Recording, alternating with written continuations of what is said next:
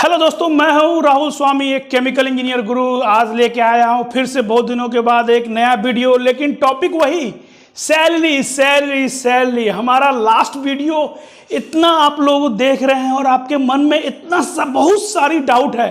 सबको ये जानना है कि मेरी सैलरी क्या है, मैं कितना कमा रहा हूं। तो इस वीडियो में मैं आपको सारी जानकारी जो उस वीडियो में रह गई थी, salary of chemical engineer part 1 में जो रह गया था, आज उसी का मैं पार्ट 2 लाया हूं, जिसमें मैं पूरा डिटेल अपनी एक एक बात, जो मैंने मेरी सैलरी क्या थी, कितनी थी, कब कितनी बढ़ी और अभी क्या सिनेरियो है, वो सब मैं आपको इस वीडियो में बताऊंगा। तो हमारे वीडियो को अंत तक जरूर देखें। चलिए स्टार्ट करता हूं अपना वीडियो। जो भी डाउट था हमारे पहले वाले वीडियो में, सैलरी कितनी होगी, किस पे डिपेंड करती है, बहुत लोगों को बहुत सारी डाउट थी, जो आज मैं सारी डाउट सबकी क्लियर कर दूंगा। अभी मैं सैलरी की बात करता हूं। जो केमिकल इंजीनियर है, जो फ्रेशर हैं, उसकी सैलरी कहां तक जाएगी, कितनी हो सकती है, आज इसके बारे में बताऊंगा। देखिए, पहली बात यह कि सैलरी किस पर डिपेंड करती है। सैलरी देखिए, आपका एक्सपीरियंस कितना है। एक्सपीरियंस जैसे जैसे आपका एक्सपीरियंस बढ़ेगा, वैसे वैसे आपका सैलरी बढ़ेगा। दूसरी बात, कंपनी, आप किस कंपनी में जॉब कर रहे हैं, कौन सी कंपनी में आपको जॉब लगी है, उस पर बहुत इम्पोर्टेंट है आपकी सैलरी, क्योंकि हर कंपनी अलग अलग सैलरी आपको प्रोवाइड करती है। तीसरा, जॉब चेंज, आप किस तरह से आप जॉब चेंज करते हैं। जॉब चेंज आप करोगे तो आपको 30 से 50% राइज मिलता है, तो उस पर भी आपकी सैलरी डिपेंड करती है। अब मैं बात करता हूँ कंपनी में। देखिए, कंपनी में अगर आप ज्वाइन करते हैं तो कंपनी में क्या डिपेंड करता है कि आपका ग्रोथ कितना हो रहा है, मतलब इंक्रीमेंट जो होता है, हर कंपनी में अलग अलग इंक्रीमेंट होता है। अगर अच्छी कंपनी है तो आपको मिनिमम 7 से 12% इंक्रीमेंट आता है। छोटी कंपनी है तो 5%, 6%, या तो वो डिपेंड करता है कौन सी कंपनी है, उस पर आपका सैलरी डिपेंड करेगा। दूसरा, आप अगर 2 साल 3 साल काम कर लिए हैं तो आपका प्रमोशन कितना हो रहा है आपका 3 साल के बाद। अगर आपका कंपनी का है फिक्स कि 3 साल के बाद इस बंदे को प्रमोशन देना ही है, तो जो प्रमोशन होता है किसी भी कंपनी में, आपका पोस्ट बढ़ता है तो 15 से 20%, 25% आपका इंक्रीमेंट हो जाता है, आपका सैलरी बढ़ जाता है, तो उस पर भी आपकी सैलरी डिपेंड करती है। अब बात करते हैं फ्रेशर की। जो फ्रेशर रहते हैं, जो सेकेंड ईयर 3rd ईयर में या केमिकल इंजीनियर लेना चाहते हैं, उसके मन में बहुत सारी डाउट रहती है कि मैं केमिकल इंजीनियर करूंगा तो मेरी सैलरी, स्टार्टिंग सैलरी क्या होगी, कितना मुझे मिनिमम सैलरी मिलेगा अगर मैं किसी भी कंपनी में जॉब लगता हूँ या कॉलेज से कैंपस होता हूँ। तो देखिए भाई साहब, मैं सिंपल बता रहा हूँ, अगर आप प्लेसमेंट लिए हैं, वो किस पे डिपेंड करेगी आपकी सैलरी। पहली जो फ्रेशर की सैलरी होगी वो किस पे डिपेंड करेगी, कॉलेज, आप कौन से कॉलेज से पास आउट हो रहे हैं, कौन सी कॉलेज है। अगर IIT NIT है तो उसमें बड़ी बड़ी कंपनी, फॉरेन की कंपनी आती है, तो आपको अच्छा खासा पैकेज मिलता है उस कॉलेज में। जैसे IIT में मेरा एक पिछले कंपनी में एक ऑपरेटर था, उसका लड़का 3rd ईयर में था। IIT किस IIT में था वो मुझे पता नहीं, वहाँ था। उसको किसी बाहर की कंपनी ने उसको कितना हाइक दिया था सैलरी, मतलब उसको 35-36 लाख का पैकेज दिया था as a fresher. 3rd year में ही उसका प्लेसमेंट हो गया था। तो वो भी डिपेंड करती है कि आपकी कॉलेज कौन सा है और कौन सी कंपनी आ रही है और कौन से कंपनी में आप क्वालिफाई हो रहे हैं, वो सबसे इम्पोर्टेंट है फ्रेशर के लिए। दूसरा, NIT है, NIT में भी अच्छी कॉलेज आती है, उसमें भी अच्छा खासा पैसा आपको मिलता है। अगर अच्छी कंपनी आई है तो आपको 10 लाख, 12 लाख, 15 लाख ऐसे आपको पैकेज मिलता है। वो डिपेंड करता है आपकी कंपनी, कॉलेज में कौन सी कंपनी आ रही है। उसके बाद अब बताते हैं कि प्लेसमेंट, अगर आपको कॉलेज से प्लेसमेंट हो जाता है तो आपको अच्छा खासा पैकेज स्टार्टिंग में मिल जाएगा।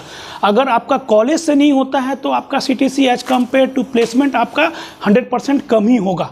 उसके बाद कंपनी का, जैसे मैंने पहले ही आपको बता दिया, अगर अच्छी कंपनी आई है तो आपको अच्छा खासा पैसा देगी। अब कंपनी में जाते हैं तो देखिए, जहाँ तक मुझे पता है, मैं अपना 12 साल के एक्सपीरियंस में जो मुझे पता है कि कंपनी के अभी जो सिनेरियो है उसमें कितनी सैलरी प्रोवाइड कर रही है। जैसे रिलायंस की बात करते हैं, पहले रिलायंस की बात करता हूँ। तो रिलायंस में जो अभी ज्वाइन कर रहे हैं ना, उसको कॉलेज से कंपनी रिलायंस आके उसको प्लेसमेंट देती है तो उसको 8 से लेकर 10 लाख तक का CTC स्टार्टिंग में दे रही है रिलायंस। 1 साल के बाद उसका फिर 10.5 लाख, 11 लाख, 12 लाख हो जाएगा। अभी का जो सिनेरियो रिलायंस का मैं बता रहा हूँ, मैं जहाँ काम कर रहा हूँ BSF, वहाँ पे एज ए फ्रेशर अगर कॉलेज में जाके अगर कंपनी हायर की है तो उसको 7 लाख का CTC मेरे अभी फ्रेशर GET को दी है। उसके बाद SRF, अभी मुझे श्योर तो नहीं हूँ, जहाँ तक मुझे पता है SRF हो या बिरला हो, वो सब कंपनी अगर कॉलेज में जाके प्लेसमेंट करती है तो मिनिमम 5 लाख का सीटीसी आपका रहेगा, चाहे बिरला हो या जीएफएल हो या दीपक फिनोलिक्स हो या दीपक नाइट्राइल हो या ग्रासिम हो या जो भी कंपनी हो, आपको मिनिमम अगर कॉलेज में आती है कंपनी तो आपको 5 लाख से 7.5 लाख तक, 8 लाख 9 लाख आपको सीटीसी मिलेगी ही मिलेगी। ये आप दिमाग में रखिए। कॉलेज से अगर हो जाता है तो बहुत अच्छी बात है, ठीक है। बाकी अगर कॉलेज से आपका प्लेसमेंट नहीं हुआ, अगर आप बाहर जाते हैं, वॉक इन इंटरव्यू अटेंड करते हैं, तो आपका सैलरी कितना होगा वो डिपेंड करता है कंपनी पे। कंपनी अगर अच्छी कंपनी है तो उसको पता है कि आपके पास जॉब नहीं है, आपको जो भी पैसा देगा आप डेफिनेटली हायर वो आप ज्वाइन करने ही वाले हो, तो वो भी डिपेंड करता है। अभी अच्छी कंपनी है तो आपको कोई 5 लाख भी देगी। जो कंपनी अच्छी कंपनी है जैसे एसआरएफ है, बीएसएफ है, दीपक फिनोलिक्स है, उसका जो क्राइटेरिया होगा जीईटी को मैं इतना देता हूँ तो वो उतना कम से कम आपको 5 से 7.5 लाख के बीच देगा ही देगा। बाकी अगर छोटी कंपनी के वॉक इन इंटरव्यू में अगर आप जाते हैं तो वहाँ पर आपको 3 लाख, 2.5 लाख, 4 लाख, 5 लाख वो कंपनी पे डिपेंड करता है। लेकिन आपको रिक्वायरमेंट है तो आपको जॉब लेना ही पड़ेगा। स्टार्टिंग में मैं तो फ्रेशर को यही बोलूँगा, अगर आपको कहीं भी जॉब मिलता है तो डेफिनेटली आप पहली कंपनी को भगवान समझ के आप ज्वाइन कीजिए, फिर एक्सपीरियंस लीजिए। क्योंकि अगर आपका कॉलेज में प्लेसमेंट नहीं हुआ ना, मैं पर्सनली बता रहा हूँ, अगर कॉलेज से आपका अगर प्लेसमेंट नहीं हो रहा है, अगर ऑफ कैंपस आप बाहर जाके ट्राई कर रहे हैं तो बहुत डिफ़िकल्ट है। एक तो सैलरी बहुत कम मिलेगी, उसके बाद आपको जल्दी जॉब नहीं मिलेगा, आपका बीच में ड्रॉप हो जाएगा। तो मेरा सजेशन यही रहेगा, अगर आपको कॉलेज से अगर अच्छी कंपनी मिलती है तो आप डेफिनेटली ज्वाइन करें। अभी मैं एक चीज़, जो फ्रेशर हैं, जो अभी सेकेंड ईयर, थर्ड ईयर या लास्ट ईयर में अभी प्लेसमेंट में बैठने वाले, उसके लिए मैं एक स्पेशल मैसेज देना चाहता हूँ। देखिए, आप थर्ड ईयर में है, कंपनी में, कॉलेज में आपकी कंपनी आई, नो डाउट कंपनी आई, तो आपको एज ए फ्रेशर ये नहीं पता रहता है कि ये कंपनी कैसी है।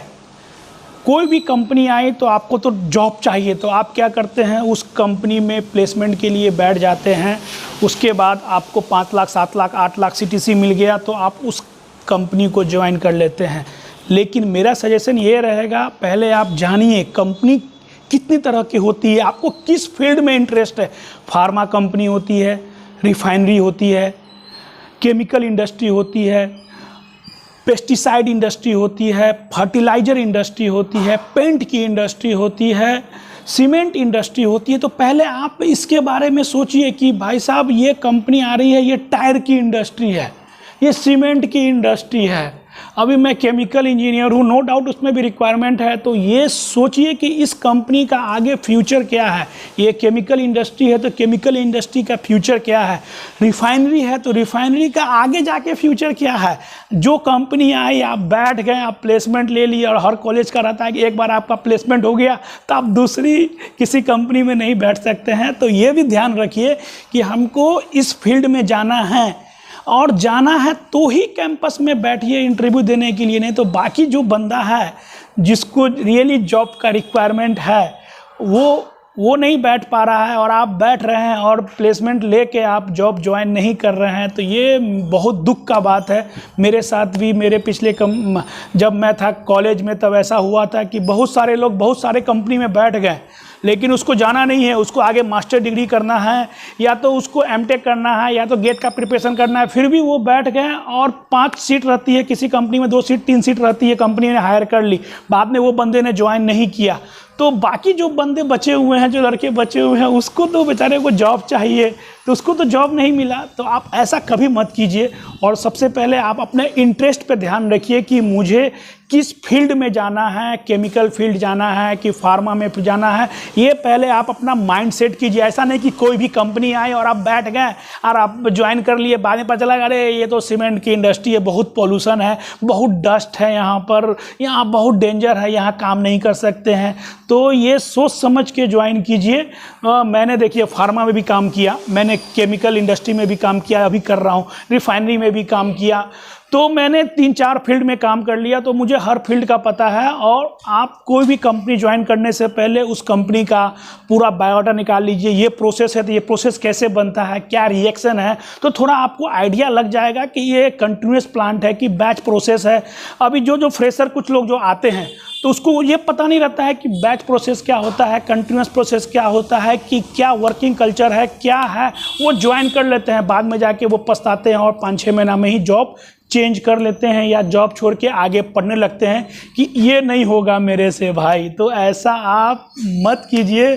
किसी भी कंपनी में बैठने से पहले आप 5 बार 10 बार ज़रूर सोचिए कि ये कंपनी में अगर मैं बैठता हूँ तो मुझे जाना है या नहीं जाना है। ये टायर की इंडस्ट्री है, ये सीमेंट इंडस्ट्री है, ये फार्मा इंडस्ट्री है। अगर हो भी जाता है, अच्छा पैकेज भी दे देता है, तो फिर भी आपका पहले माइंड सेट होना चाहिए कि मैं 5 लाख में सरवाइव कर पाऊंगा कि नहीं कर पाऊंगा, ये इंडस्ट्री में मैं काम कर पाऊंगा कि नहीं कर पाऊंगा। तो आपके कोई सीनियर अगर उस फील्ड में काम कर रहे हैं तो उससे थोड़ा बहुत आइडिया ज़रूर ले ले कोई भी कंपनी ज्वाइन करने से पहले।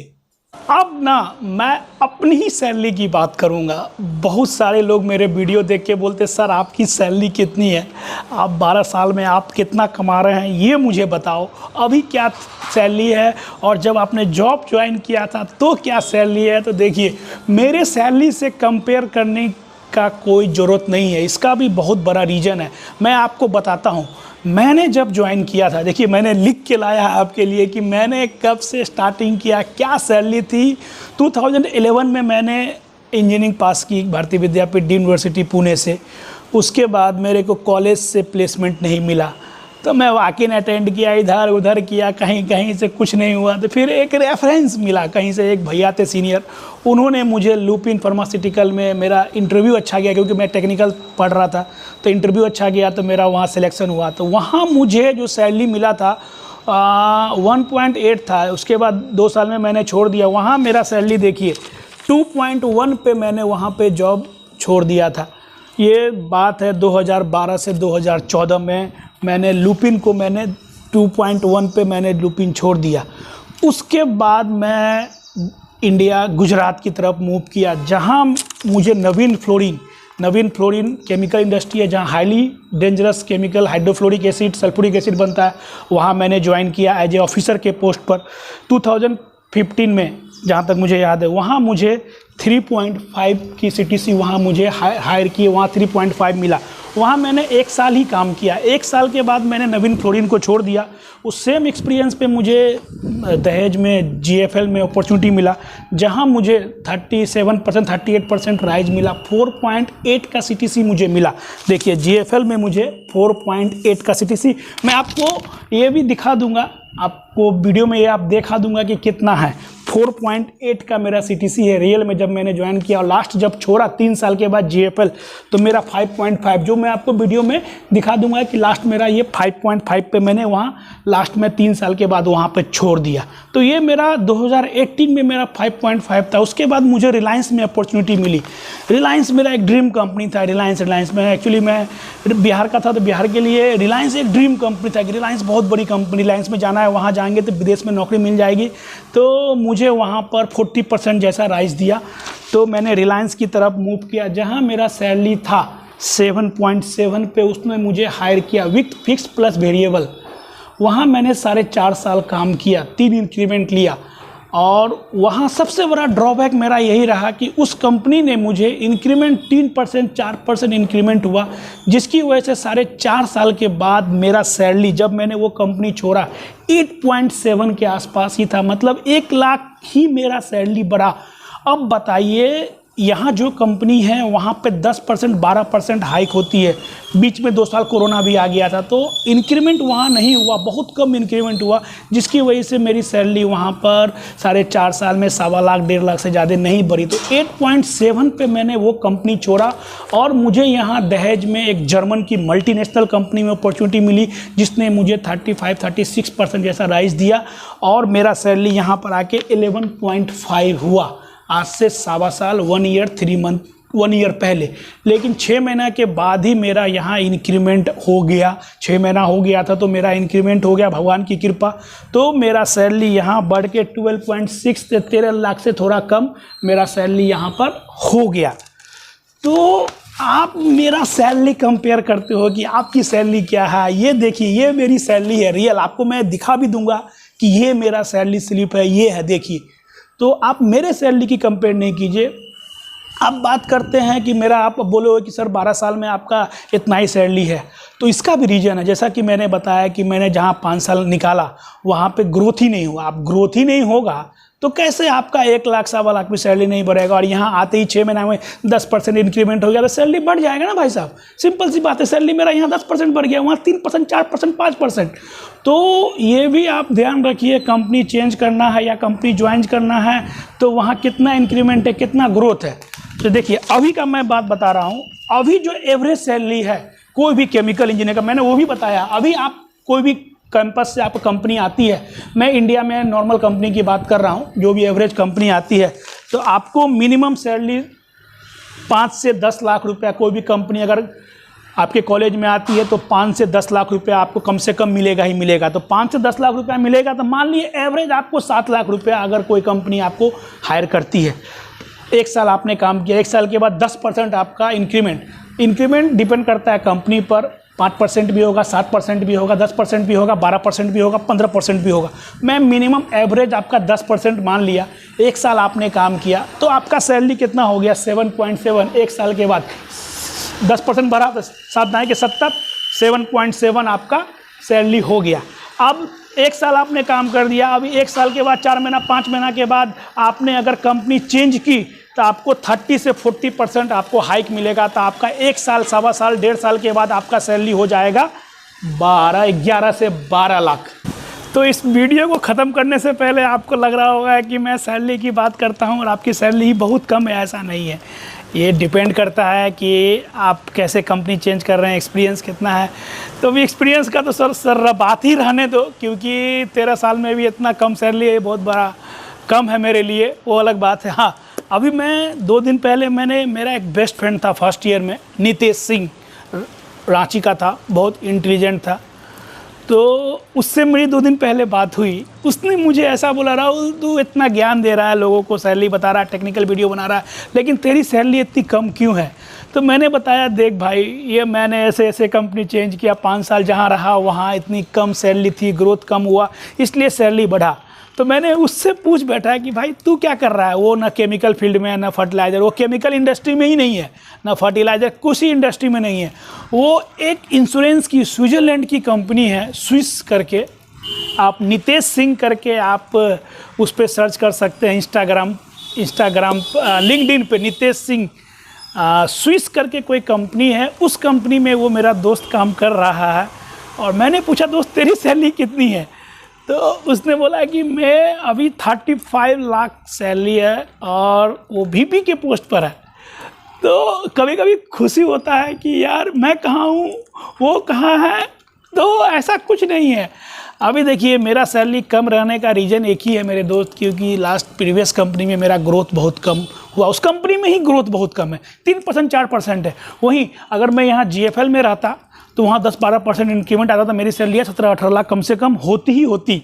तो ऐसा नहीं है। अब उसकी स्विट्ज़रलैंड की कंपनी है, बाहर की कंपनी है, तो वहाँ ग्रोथ भी उसी तरह है, प्रमोशन भी उसी तरह है। बेंगलोर जैसी सिटी में वो रहता है। आप उसका प्रोफाइल भी लिंक्डइन पे चेक कर सकते हैं, नितेश सिंह करके है, बहुत स्टाइलिश लड़का है, मेरा फ्रेंड है। तो बहुत खुशी हुआ कि भाई तू कम से कम इतने अच्छे जगह तो है, और हम लोग इधर फील्ड में इतना कम सैलरी में काम कर रहे हैं, लेकिन खुश है, वो भी लाइफ जी रहा है। लेकिन उसने मुझे क्या बोला कि दोस्त तू जहाँ काम कर रहा है ना वहाँ 12 लाख, और मैं जहाँ काम कर रहा हूँ ना बेंगलोर, वहाँ पे 25 लाख, बात बराबर है। क्यों? क्योंकि वहाँ महंगाई भी उतना है ना मेरे दोस्त। अभी आप सोच रहे होंगे सॉफ्टवेयर फील्ड में इतना सैलरी मिलता है, लेकिन यहाँ क्योंकि सॉफ्टवेयर फील्ड में सैलरी मिलता है नो डाउट, लेकिन भाई साहब वहाँ खर्चा भी तो है ना। अभी मैं जहाँ रह रहा हूँ वहाँ 12-13 हज़ार रुपये रेंट दे रहा हूँ, और बेंगलोर में जो आदमी रह रहा है फैमिली के साथ रहेगा 25-30 हज़ार रुपये उसका रेंट रहेगा। स्कूल का फी यहाँ मैं 4 हज़ार दे रहा हूँ, 10 हज़ार फी होगा। तो वो भी तो देखना पड़ेगा कि अब ऐसा नहीं है कि सॉफ्टवेयर में पैसा बहुत है, लेकिन उस सिटी में भी रहने का भी तो सोचिए कि वहाँ कॉस्टली कितना है रहना, समझे। तो ऐसा कुछ नहीं है। आप सैलरी मत कीजिए, आप अपना टेक्निकल स्किल पे फोकस कीजिए और गेट क्वालिफाई कीजिए, आपको सैलरी पैसा ही पैसा मिलेगा।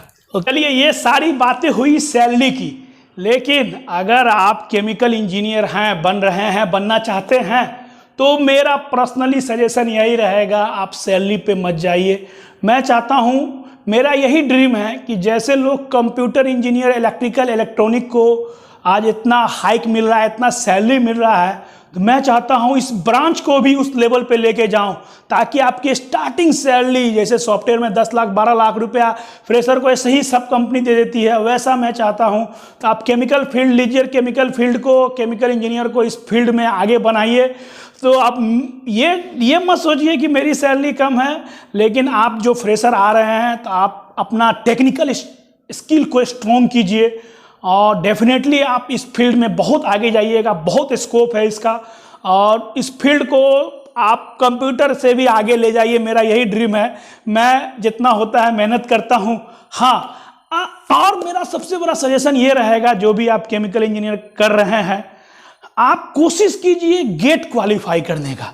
अगर आपको सैलरी ही देखना है ना, तो भाई साहब सैलरी देखना है ना, तो आप गेट क्वालिफाई कीजिए, बीटेक के बाद गेट कंप्लीट कीजिए। और जो गवर्नमेंट सेक्टर की जो कंपनी है ना भाई साहब, मेरा भी ड्रीम था ONGC, Bharat petroleum, Indian oil, इस कंपनी में जाइए। ये कंपनी में आपको सैलरी तो मिलेगी ही मिलेगी, बाकी जो फैसिलिटी है, ओ माय गॉड, यहाँ गेल है, सेल है, उसका टाउनशिप है, फैसिलिटी है, फैमिली को फैसिलिटी इतना ज़्यादा मिलता है ना। अगर आप केमिकल फील्ड में ही रहना चाहते हैं, केमिकल इंजीनियर के बाद अगर जॉब चाहते हैं, मैं तो यही बोलूँगा कि आप गेट कैसे भी क्वालिफाई कीजिए। गेट के लिए एक स्पेशल इंस्टीट्यूट ज्वाइन कीजिए, जहाँ पे दिल्ली में तैयारी होता है, जहाँ तैयारी होता है वो मुझे पता नहीं, लेकिन आप तैयारी कीजिए और गेट क्वालिफाई कीजिए और ओएनजीसी, गेल, भेल, सेल में नौकरी लीजिए। फिर मुझे बताइए कि सर मैंने आपका वीडियो देखा तो मैं आज यहाँ हूँ। मैंने बहुत कोशिश किया, मेरा उतना बेस स्ट्रॉन्ग नहीं था, तो मैंने एक ही बार गेट दिया, अच्छा मार्क्स नहीं था, रैंक ज़्यादा था, तो फिर दोबारा मैंने ट्राई नहीं किया। फिर मैं प्राइवेट सेक्टर की तरफ मूव किया। लेकिन गवर्नमेंट सेक्टर में हाँ, ये सीट थोड़ा कम है, कंपटीशन ज़्यादा है, लेकिन जो मेहनती बच्चा है, जो मेहनत करता है, उसको डेफिनेटली सक्सेस मिलेगी ही मिलेगी।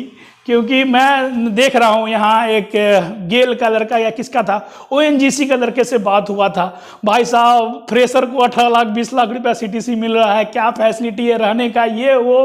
तो आप डेफिनेटली, मैं तो यही बोलूँगा कि अगर आप प्राइवेट सेक्टर की तरफ मूव मत करें, इंजीनियरिंग करने के बाद third year, last 4th semester, third year के 6 सेमेस्टर से ही गेट में थोड़ा फोकस कीजिए। गेट अगर हो जाता है तो बहुत बढ़िया है, तो आपका सैलरी ही सैलरी, पैसा ही पैसा मिलेगा आपको। तो हाँ, यही सब बात है सैलरी का। बाकी फिर भी कुछ रह गया हो, मेरे से कुछ मिस्टेक हो गया हो तो मुझे माफ़ कीजिएगा। जितना मुझे पता हो, काफ़ी दिनों के बाद आज वीडियो बना रहा हूँ, तो आप लोगों को मैं हेल्प करूंगा, बताऊंगा। और आपको मेरा वीडियो अच्छा लगे तो हमारे वीडियो को अंत तक जरूर देखें, हमारे चैनल को सब्सक्राइब करें। मैं केमिकल इंजीनियर गुरु, जितना मुझे पता है मैं आप लोगों को बताता रहूं। चलिए, बहुत बहुत धन्यवाद, थैंक यू।